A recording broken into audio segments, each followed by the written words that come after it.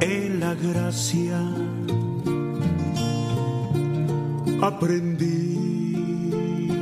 Que el Señor les bendiga, hermanos. En el nombre de nuestro Señor Jesucristo damos comienzo a nuestro programa. Vamos a escuchar una alabanza y luego vamos a compartir una porción de la Escritura. Crecerá en mi interior si descanso solo en Él, porque solamente en Cristo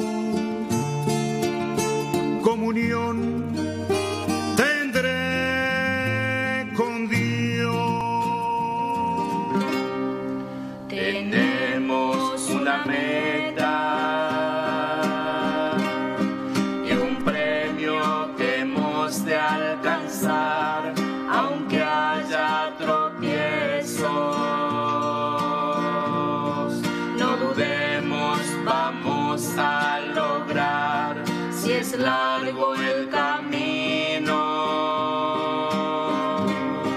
No pienses en desmayar, recuerda tu meta. Con el Señor tú podrás alcanzar. Ponte en fe, levanta tus ojos, pues Cristo es vencedor.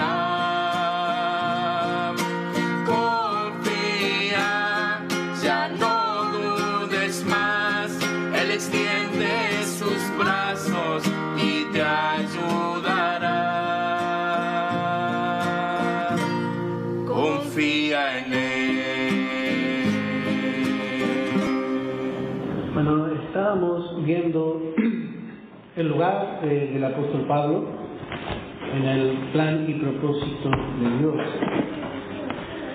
Y habíamos visto que su mensaje fue especial. Nosotros predicamos, hermano, el Evangelio de la gracia, pero la gracia fue revelada a Pablo. Y Pablo le llama a la gracia mi Evangelio. Y también nosotros tendríamos que llamar a este nuestro Evangelio. No todos, y esto también tenemos que entender, no todos predican el mismo Evangelio. No todos. Nosotros a veces vemos hermanos que tienen otra enseñanza también. Y vemos que ellos se preparan para la venida en gloria del Señor. Y sus signos, su cántico es cuando Cristo venga en gloria. Y así nosotros no. Cuando el Señor venga, va a ser un acontecimiento que nadie va a entender. Porque Él va a venir secretamente. Así como Dios creó el cuerpo de Adán y luego hizo una operación silenciosamente. Bueno, así también el cuerpo de Cristo hoy está durmiendo, pero el mundo no va a saber nada cuando venga el Señor por su esposa. Pero los hermanos confunden la venida en gloria, como vamos a repetir otra vez, esa se va a llevar a cabo para finalizar la tribulación y la gran tribulación. Él va a venir en gloria y todo ojo le verá, porque esa va a ser su manifestación gloriosa y para poner fin a la guerra de Armagedón. Pero nosotros, a través de la sana enseñanza, vamos dividiendo bien la palabra y vamos acomodando lo que es para cada tiempo y para cada propósito. Por eso, hermano, tenemos que saber, por eso estamos aprendiendo todas estas enseñanzas, para poder distinguir este Evangelio, si es realmente predicado puro o si hay mezcla.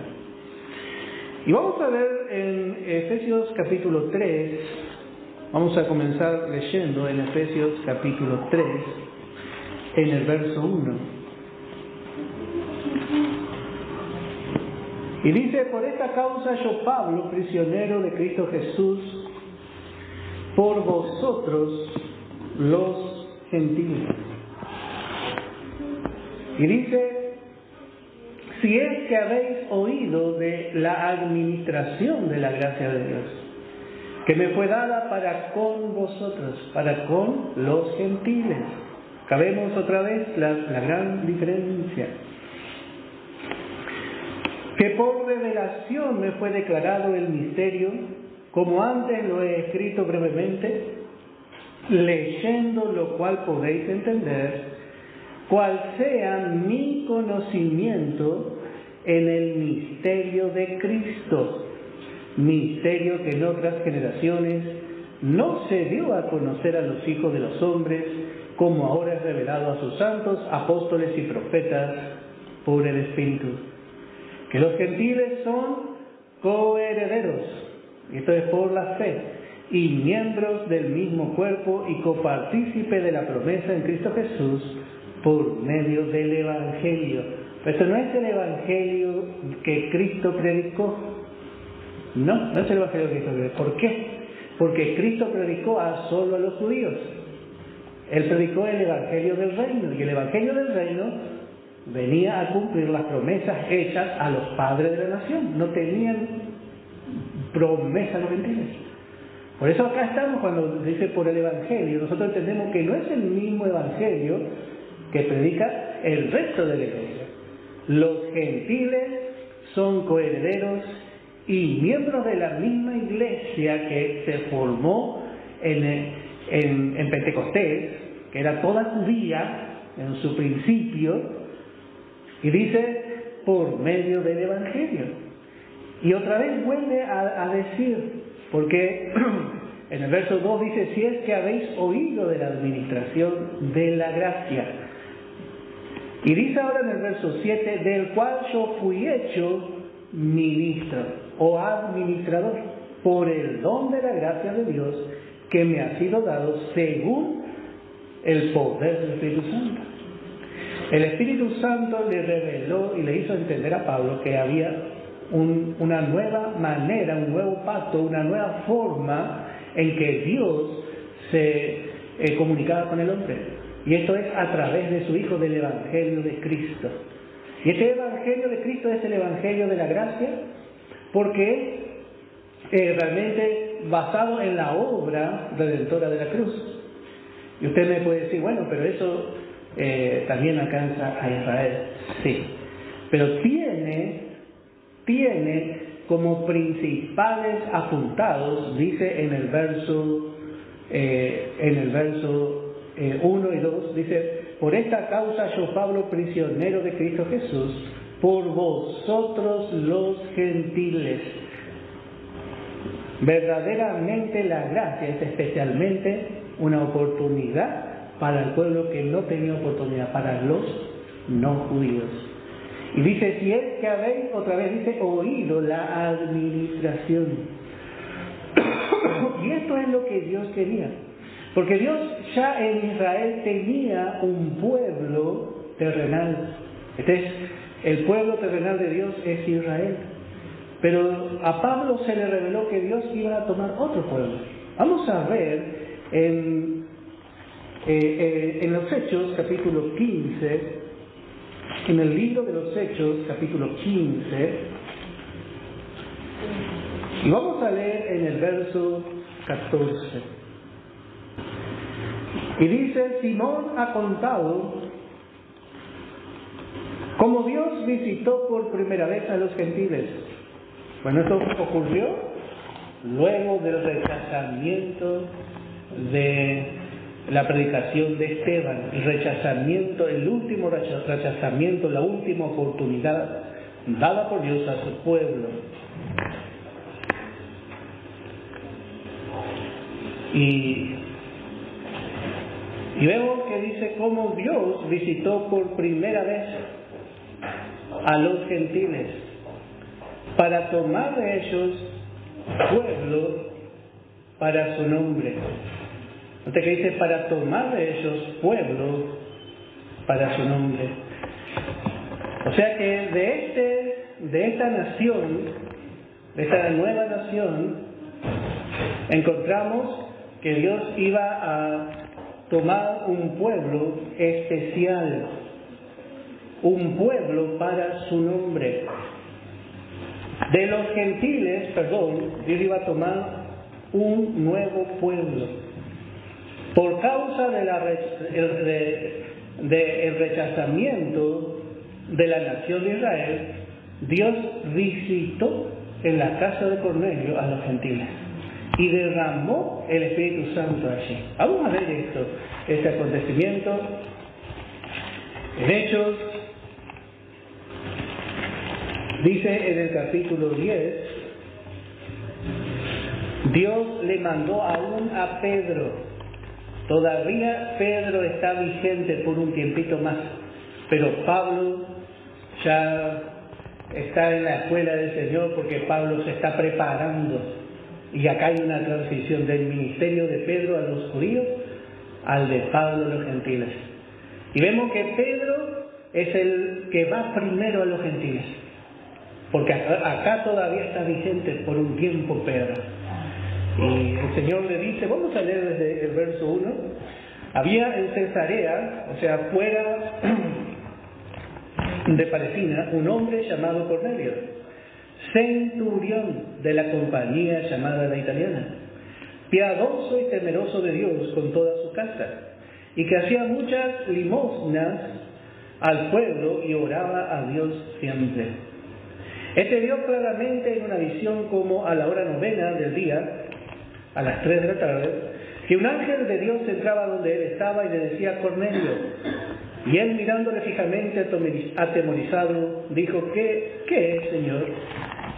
Y le dijo: tus oraciones y tus limosnas han subido para memoria delante de Dios.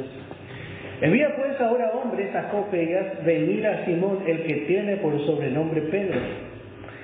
posa en la casa de cierto Simón curtidor, que tiene su casa junto al mar, y él te dirá lo que es necesario que hagas. Bueno, así vemos que Cornelio era un gentil, era un centurión romano, era un romano. Y vemos que Dios ya empieza a tratar con los gentiles. Y esto no estaba en los planes de los judíos, porque los gentiles iban a recibir a través de Cristo, pero de otra manera. En el milenio esto va a ser diferente, pero no como miembros o coherederos, como acá vemos que ellos van a alcanzar el don del Espíritu Santo y la salvación como si fuesen judíos para el judío, porque el judío creía que él era el heredero solamente. Entonces, dice en el verso 9, al día siguiente, mientras ellos iban por el camino y se acercaban a la ciudad, Pedro subió a la azotea para orar, cerca de la hora sexta, y tuvo gran hambre y quiso comer. Pero mientras le preparaban algo, le sobrevino un éxtasis, y vio el cielo abierto, y que descendía algo semejante a un gran lienzo que atado de las 4 puntas era bajado a la tierra, en el cual había de todos los cuadrúpedos terrestres y reptiles y aves del cielo. Y le vino una voz: levántate, Pedro, mata y come. Entonces Pedro dijo: Señor, no, porque ninguna cosa común o inmunda he comido jamás. Y volvió la voz a él la segunda vez: lo que Dios limpió, no lo llames tú común. Así era el gentil para el israelita. Era como algo inmundo. El gentil no tenía el derecho que tenía un judío. Y vemos que Dios tiene que tratar con Pedro. Y otra vez en el verso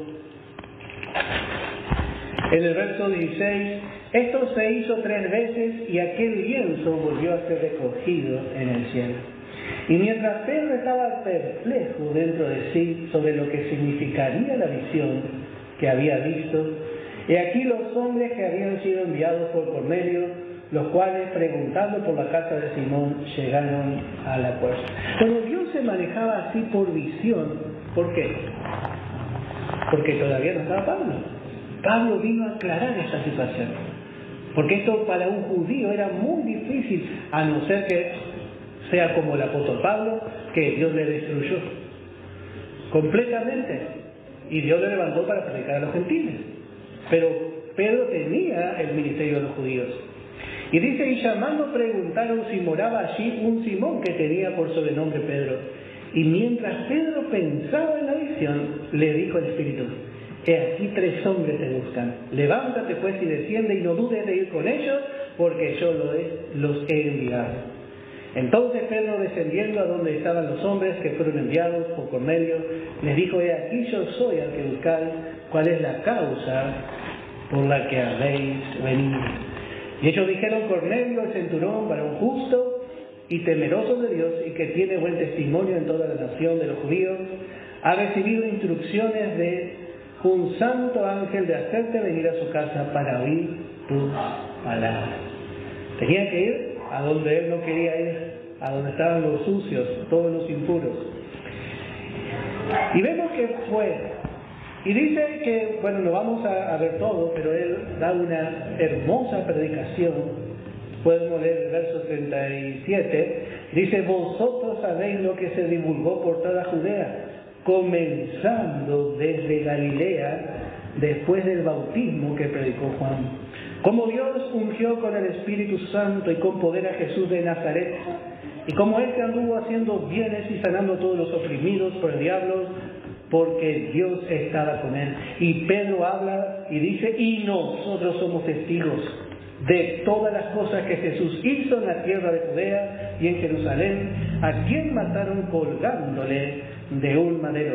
A este levantó Dios al tercer día e hizo que se manifestase. Viene el Evangelio del Reino, hermanos. Nuestros hermanos que no tienen enseñanza y predican esta parte tan lindo, porque Jesucristo resucitó con poder, con fuerza, dice. Pero falta el Evangelio de Pablo, todavía Pablo no está en acción. Bueno, verso 44, dice: mientras aún hablaba Pedro estas palabras, el Espíritu Santo cayó sobre todos los que oían el discurso. Todos, otra vez. Acá vemos a los gentiles añadidos a la iglesia judía. Acá vemos que dice Pablo, de los dos está haciendo un solo y nuevo hombre. Por eso dice cayó otra vez. Descendió el Espíritu Santo otra vez. Como una muestra que ellos estaban siendo injertados en Cristo. Y dice: y los fieles de la circuncisión que habían venido con Pedro se quedaron atónitos. Porque ellos, para que un gentil sea salvo, le mandaba a que se circuncida y le mandaba a cumplir la ley.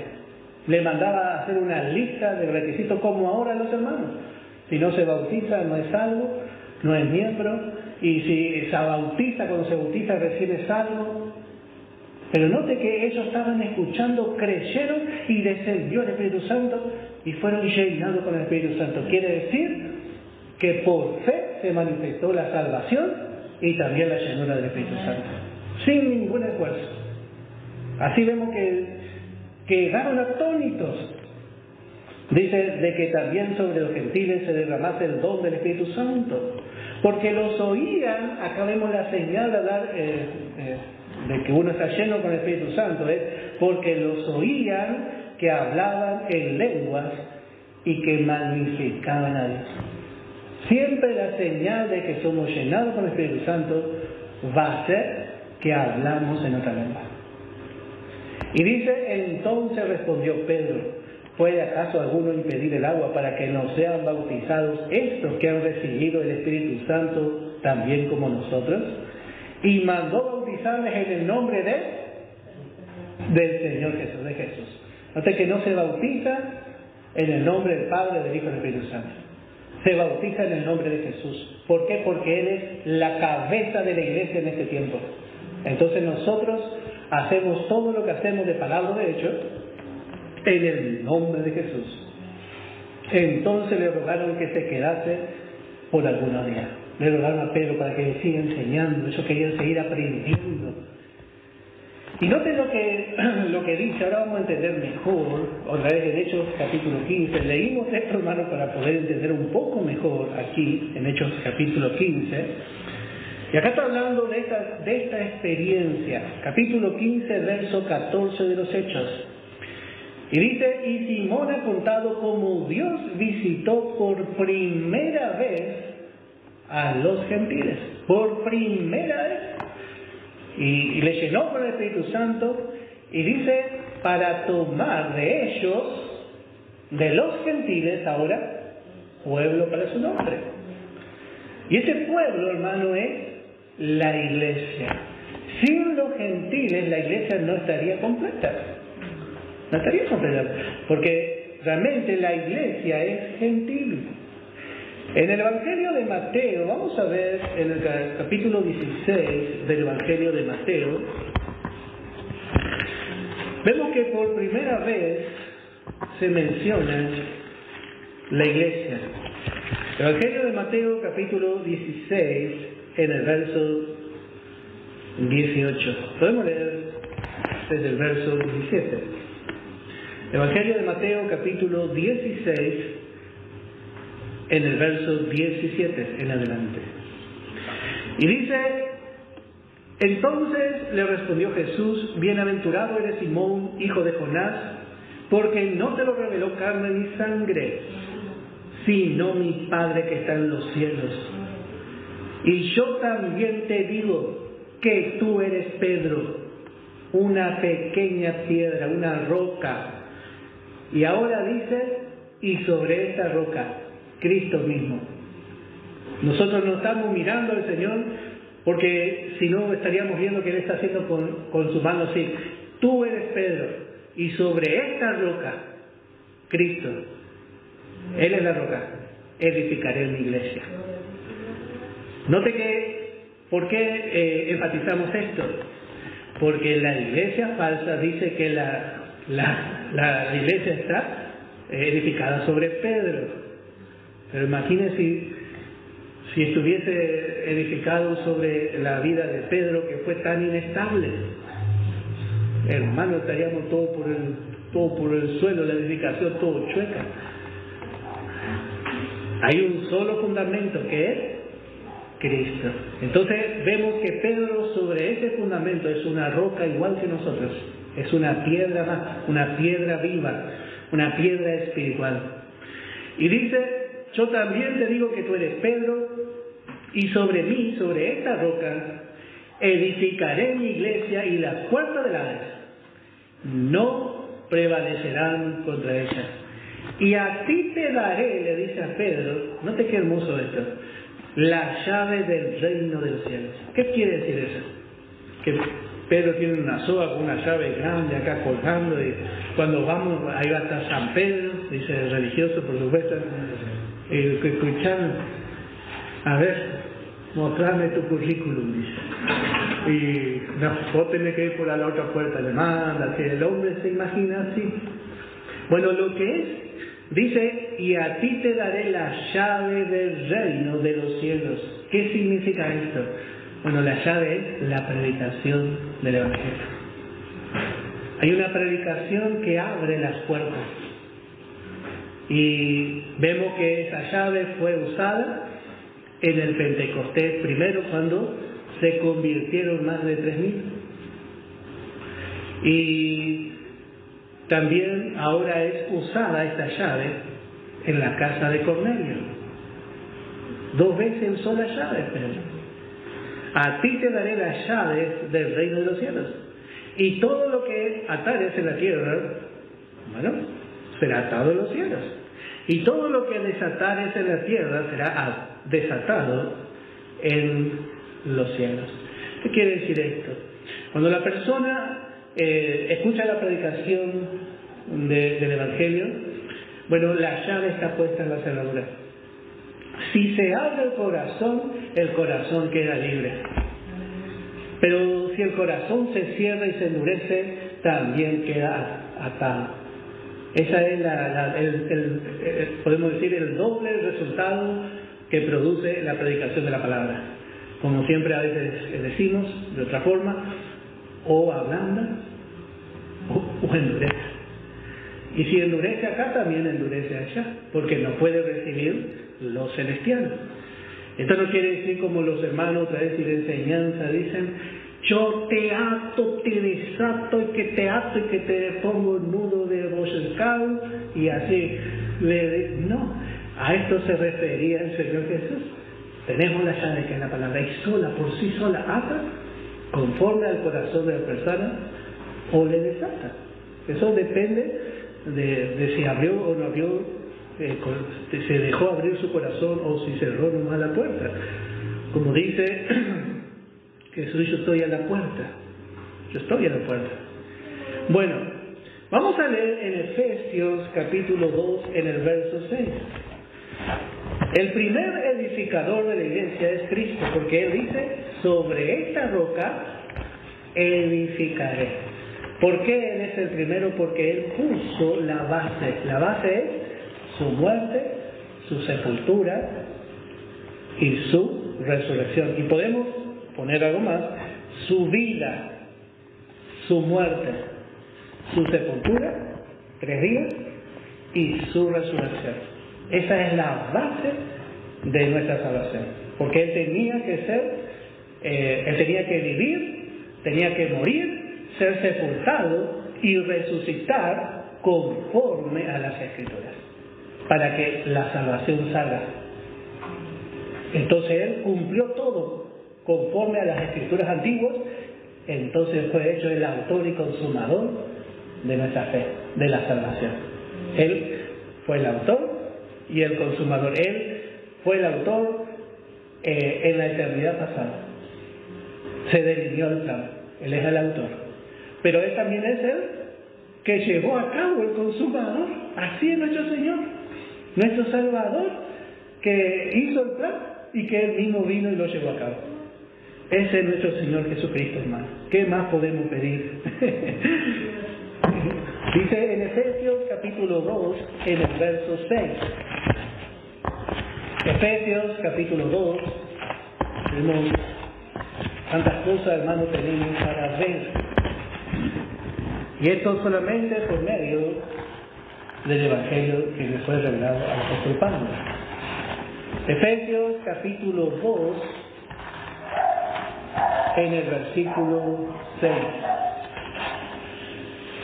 Y dice, y juntamente con Él nos resucitó, y asimismo nos hizo sentar en los lugares celestiales con Cristo Jesús. Allí está toda la iglesia. Toda la iglesia ahora está sentada en los lugares celestiales. Cada uno de nosotros tenemos un asiento en los cielos. Cada uno de nosotros. Cada uno de nosotros estamos, desde que recibimos a Cristo, tenemos un lugar junto al Señor, sentados en los lugares celestiales. Y de allí es que va a salir otro grupo más. La iglesia de Cristo tiene una posición inalterable en Cristo, en los lugares celestiales. Allí, vuelvo a decir, está sentada en provisión. Pero la iglesia gloriosa será la esposa de Cristo. Cuando nosotros hablamos de una iglesia gloriosa, verdaderamente estamos hablando de una iglesia que alcanzó la mayor gloria. Y esto vamos a ver en Efesios capítulo 5, en el verso 27. Efesios capítulo 5, en el verso 27. Cuando aquí dice iglesia, no está hablando de todo el conjunto en sí, sino de la iglesia que será gloriosa, de la parte del cuerpo de Cristo que verdaderamente será gloriosa. Será la mayor expresión de la gloria de Cristo. Y dice, a fin de presentársela a sí mismo. Por lo general, en un casamiento, el padre de la novia entra con la novia y le dice, bueno, acá, te entrego, vos ahora tenés que hacerte responsable. Porque él le engendró, porque él le mantuvo, él le dio en su vida todo lo que ella tiene, y entonces tiene derecho de entregar. Por eso se hace esa ceremonia así. Bueno, nosotros entendemos. Pero en este caso, el que la ganó a precio de sangre y se entregó por ella es el novio. Entonces el padre no va a entregar en este caso, sino dice para presentársela a sí mismo. Hace muchos años atrás había una película donde una joven se había perdido en los Alpes y la estaban buscando y estaba ella tirada ahí en un hoyo. Y había mucha gente que se dio por vencido, y un hombre había ahí que estaba ahí con tenacidad buscándola. Y este fue, y con el tiempo pasaron días y la encontró. Y luego esta joven terminó casándose con este hombre que la salvó. Y así es también con nosotros. Si comparamos, hermanos, nosotros nos vamos a casar con nuestro Salvador. Él nos salvó. Y Él se entregó. Él hizo todo para tener una esposa. Como vemos en el tipo de Jacob, que trabajó 14 años. 7 años trabajó y le dieron a Lea. Pero él no quería a Lea. Él quería a Raquel. Entonces dice que trabajó 7 años más y los años le fueron cortos. Podría haber trabajado 7 años más. Porque le amaba. Y así el Señor se entregó por nosotros. Él sufrió la cruz, se desprendió de toda su gloria, se vació de toda esa majestad celestial que él poseía. Se vació a sí mismo de todo, hermano, y tomó un cuerpo de hombre y vino a este mundo para subir a la cruz. Entonces, cuando su esposa sea presentada, él mismo la va a presentar. Como dice acá, hay algo muy precioso de este cuadro. Verso 27, a fin de presentársela a sí mismo. Una iglesia gloriosa. De aquí viene la confusión que dice, no, se va a casar con toda la iglesia. Pero sabemos que no, porque no toda la iglesia es gloriosa. Sí, especialmente, hermanos, si no tiene el mensaje de la gracia, ¿cómo el Espíritu Santo le va a edificar? Puede tener muchas cosas lindas, orar por los enfermos, y eso nosotros, hermanos, son nuestros hermanos y tienen fe, y hacen cosas hermosas, pero son niños. Por más que nosotros a veces pensemos incluso que ellos tienen más desarrollado el amor y así, es como una criatura. La criatura tiene un amor sincero, pero no maduro. El amor de una persona, su capacidad de mirar la vida, de mirar la persona, va cambiando con los años. Una criatura no va a tener nunca el amor que tiene una madre hacia sus hijos. Ese amor con sentido de responsabilidad, o el amor de un padre. Tiene que madurar. Y así son nuestros hermanos sin enseñanza. Tienen amor, pero cuando ustedes se descuidó ya no tienen amor también, se desconocen como los niños. Y así también es el creyente mientras es niño.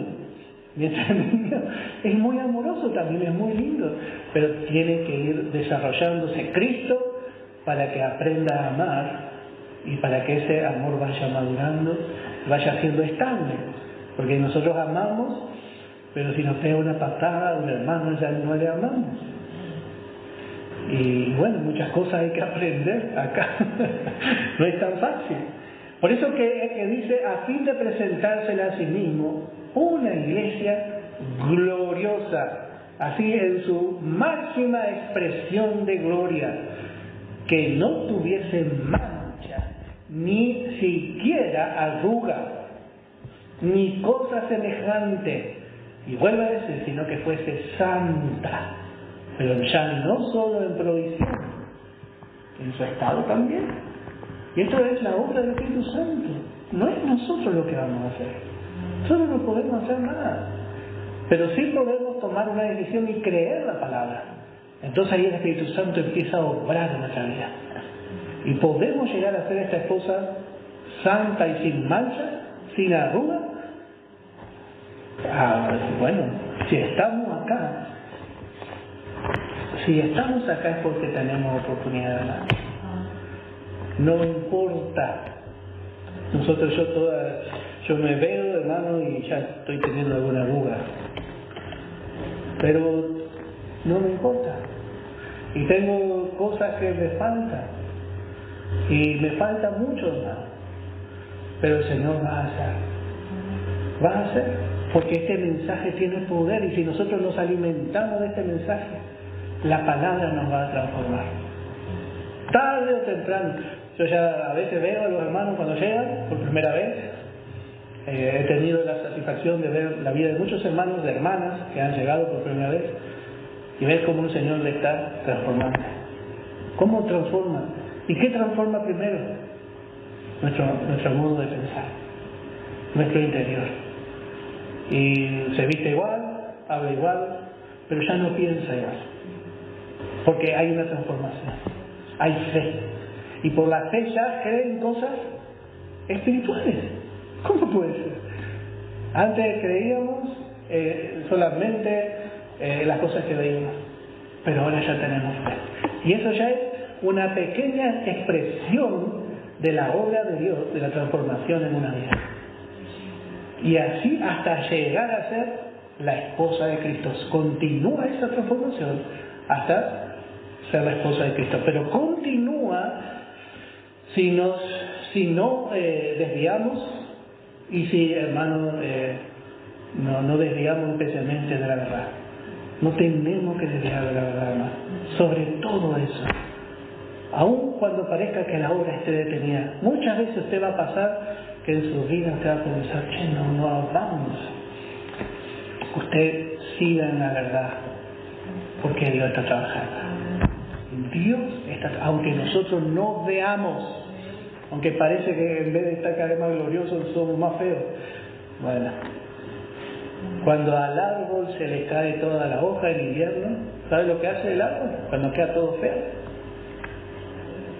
crece para abajo, echa raíces, no crece, parece que le desplumó, ahí a veces queda así el creyente como desplumado, y dice, este ya no, con este ya se terminó. Pero Dios está trabajando a donde no se ve, en una parte que nosotros no logramos ver. Y así, hermanos, la obra de Dios no para en nuestro interior.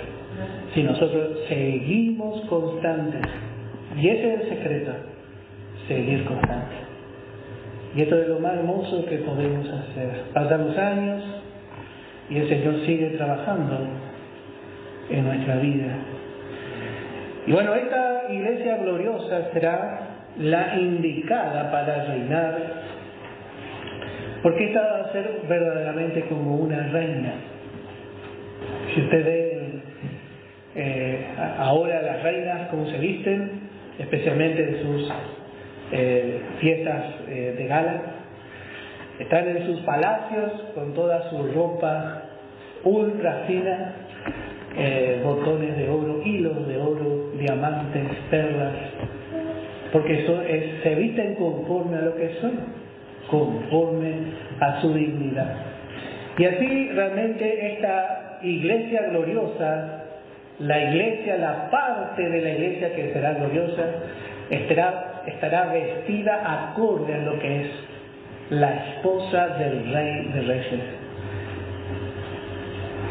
Y esto va a ser, hermano, la culminación, o para que usted entienda mejor, lo máximo que se puede llegar a alcanzar a través del Evangelio de Pablo, ser la esposa de Cristo. Porque la salvación es por pura gracia, pero reinar es para aquellos que se preparan y pisan donde el Señor pisó, y siguen su huella, y o sea, pasan por el mismo entrenamiento que el Señor pasó. Nos preguntamos por qué nos persiguen, nos difaman, por qué tenemos tantas luchas. Bueno, ¿alguna vez usted pidió ser la esposa de Cristo? Yo pedí muchas veces, hermano. Y bueno, ¿y ahora? Y ahora viene la lucha. Porque si vamos a reinar, tenemos que ver que el Espíritu Santo en las luchas y en las pruebas clava la aguja. Y cuando clava, ¡ay!, dice la carne. Mi carne es muy chillona. Pero si quiero reinar, el Señor tiene que bordar en mi vida, en mi interior, la gloria. Toda gloriosa es la hija del Rey en su morada. Así dice, vamos a leer ese verso. Dios está haciendo de ustedes una verdadera morada de gloria, hasta que apunte el día y huyan las sombras. Hasta que apunte el día y huyan las sombras. Ahí va a verse la gloria que llevamos dentro. Y eso va a ser en la venida otra vez del Señor. Salmo 45 dice en el verso 10: el Padre mismo le habla a su hija y le dice, oye hija, y mira, presta atención. Hoy los jóvenes le hablamos y están mirando su celular, están mirando para otro lado, pero el Padre le habla con ternura y le dice, escuchame, mirá para este lado e inclina tu oído.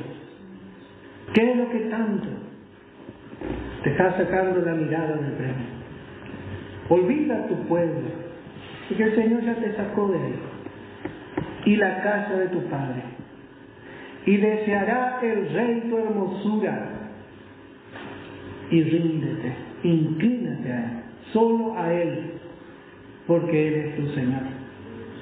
Y las hijas de Tiro vendrán con presentes, implorarán tu favor los ricos del pueblo. Y le mira a través de los ojos del Espíritu y le describe a esta joven. Dice en el verso 13, toda gloriosa es la hija del rey en su morada.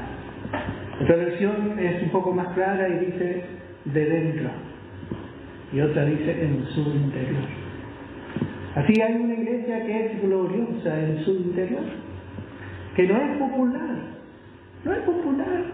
pero en su interior es gloriosa y es lo que al Señor le gusta. Es todo lo que el Señor quiere.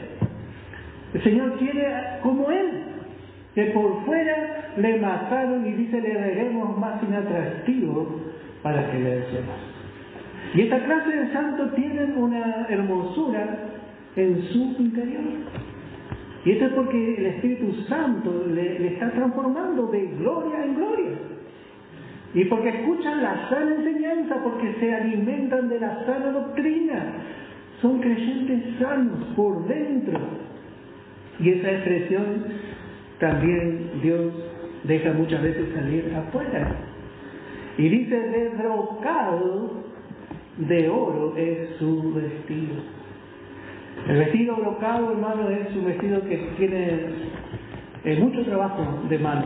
A veces en un vestido participaban más de 20 costureras para hacer esos vestidos de novio en la antigüedad. Porque lleva perlita por perlita y ahí le ponen y así. Y bueno, el Señor está haciendo nuestro vestido para la boda, hermano. Y a veces no entendemos por qué. Señor, ¿por qué esta lucha? ¿Por qué me estás hinchando tanto? Y bueno, ¿te quieres reinar? Yo vuelvo a decir, ¿quieres reinar con el Señor? No se queje. A veces las mujeres van a la peluquería y le ponen en ese coso que le ponen el jabón, ¡oh! Y están por hora. Yo no aguantaría, hermano. Yo que voy a la peluquería, bueno, la hermana Gisela es mi peluquera. Pero en 5 minutos yo ya me quiero ir porque no soporto el proceso humano. Y hoy se van y están horas y andan con un gorro ahí. ¿Y qué es lo que está haciendo con el gorro que no se va a la casa? Y no están con un gorro, no sabemos qué es lo que están haciendo. Y después sale espléndida, sale linda. No como mi hija que es tan linda ella, sí, mira la peluquería. Pero, hermano, nosotros también, si queremos reinar con Cristo, muchas veces vamos a tener que pasar tiempos de preparación para que seamos aprobados. No hay otra forma. Si queremos reinar con el Señor, tenemos que estar de acuerdo a lo que es. No podemos ir todo con el vestido, ¿cómo? Chalai, ahí está. Va ahí, todo arrugado, ¿no? Hay que planchar bien. Y esto otra vez lo hacemos nosotros. Hace el Señor en nuestra vida. Por eso, hermano, damos gracias al Señor por esta gracia. Damos gracias al Señor, hermano, porque dice la palabra, yo haré. Nuestra parte, hermano, no es hacer ningún esfuerzo, ¿sabes? Nuestra parte, hermano, es rendirnos. Y ahí el Señor fortalece nuestra vida. Por eso, hermano, damos gracias al Señor. El Señor comenzó, el Señor va a terminar. Que el Señor bendiga la porción de su palabra. El que habita al abrigo de Dios, el que habita al abrigo de Dios, morará bajo sombras de amor, sobre él no vendrá ningún mal, y en sus alas feliz vivirá. Hoy yo quiero habitar al abrigo de Dios, porque en él encontraré paz.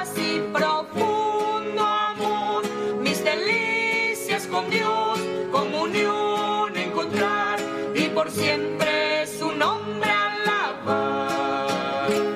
El que habita al abrigo de Dios, el que habita al abrigo de Dios, juntamente muy feliz serás.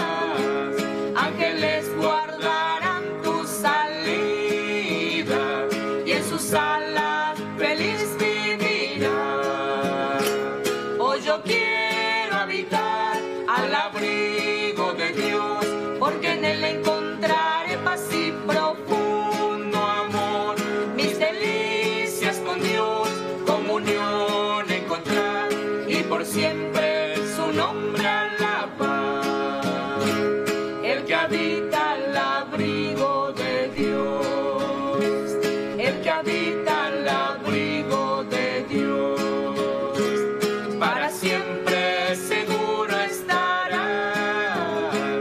Caerán 10,000 por doquier, mas a ti no llegará mortandad.